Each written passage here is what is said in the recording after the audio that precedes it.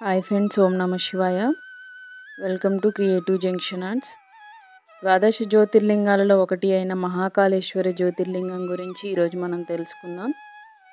శివలింగానికి భస్మహారతి జరిగే ఏకైక పుణ్యక్షేత్రం ఇది. భస్మహారతి అంటే ఏమిటి, అలాగే శివపార్వతులు మహాకాళేశ్వరుడు మహంకాళిగా ఎలా రూపుదాల్చారు అనేది ఈరోజు ఈ వీడియోలో తెలుసుకుందాం.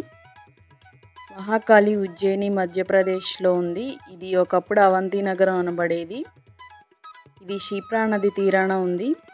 భారతదేశంలోని ఏకైక దక్షిణాముఖం కలిగిన జ్యోతిర్లింగం ఇది.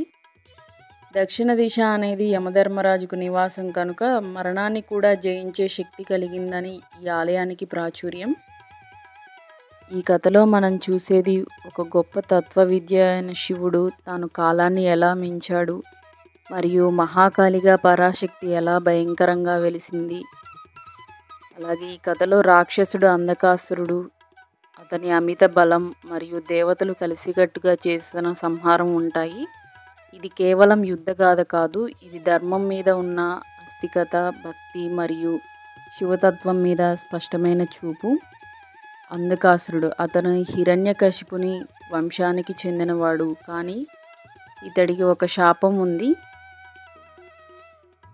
ఎప్పుడు కామబుద్ధితో మురికి పడితే శివుని చేతిలో మృతి చెందాలి అని అంధకాసురునికి శాపం ఉంది. ఇతడు ఘోరమైన తపస్సు చేసి బ్రహ్మదేవుని అనుగ్రహంతో నన్ను దేవతలే చంపలేరు అనే వరాన్ని పొందుతాడు.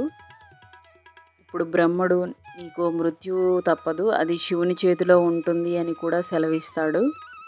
అతడు దైత్యసేనని ఏర్పరిచి పాతాళాల నుంచి భూలోకం మీదకు దండయాత్రను ప్రారంభించాడు. దేవతల లోకాలు, ఋషులు, ఆశ్రమాలు, యజ్ఞాలు అన్నింటినీ ధ్వంసం చేశాడు. దేవతలు బ్రహ్మను ఆశ్రయించారు. బ్రహ్మ విష్ణువుతో కలిసి శివుని వద్దకు వెళ్ళాడు. శివుడు ధ్యానంలో ఉన్నాడు. కైలాస పర్వతంలో ప్రశాంతంగా లింగ రూపంలో వెలిసి ఉన్నాడు. అప్పుడు పార్వతీదేవి వచ్చి శివునికి వినతిగా దేవతల బాధను వివరించింది. శివుడు కళ్ళు తెరిచి ఇలా అన్నారు: అంధకుడు నా సృష్టిలో భాగం, కానీ అతడు కామవాంఛ వలన మరణిస్తాడు. నేను వేచి చూస్తున్నాను. అతడు తన అపరాధంతో తన అంతం తానే రాసుకుంటాడు అని.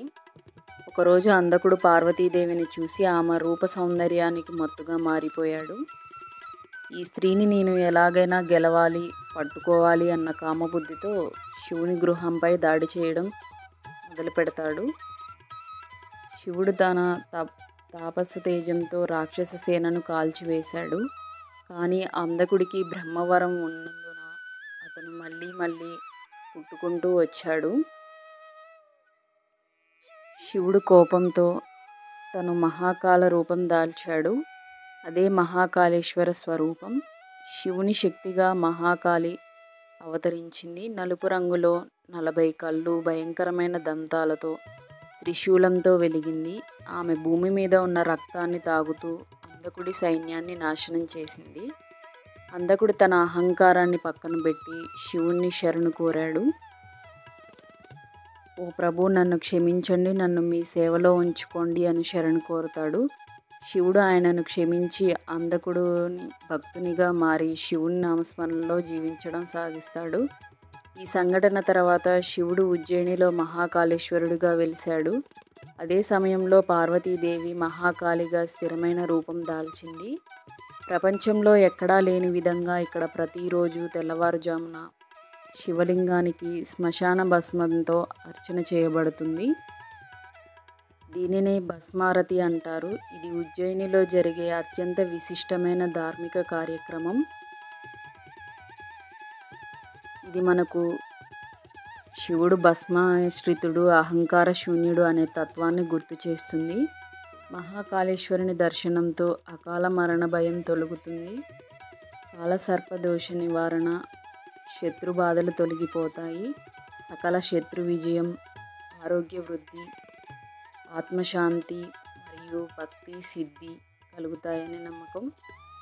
ఓం త్రయంబకాయ నమః, ఓం మహాకాళేశ్వరాయ నమః. ఇది ద్వాదశ జ్యోతిర్లింగాల కథలో 3వ భాగం. ఈ వీడియో కనుక మీకు నచ్చితే లైక్ చేయండి, కామెంట్ ద్వారా మీ అభిప్రాయాన్ని తెలియజేయండి. ఇంకా సబ్స్క్రైబ్ చేయడం మాత్రం మర్చిపోకండి. తర్వాతి భాగంలో ఓంకారేశ్వరుని కథను తెలుసుకుందాం. ఓం నమ శివాయ, ఓం శ్రీ మహాకాళేశ్వరియై నమః అని కామెంట్ చేయండి. ధన్యవాదాలు.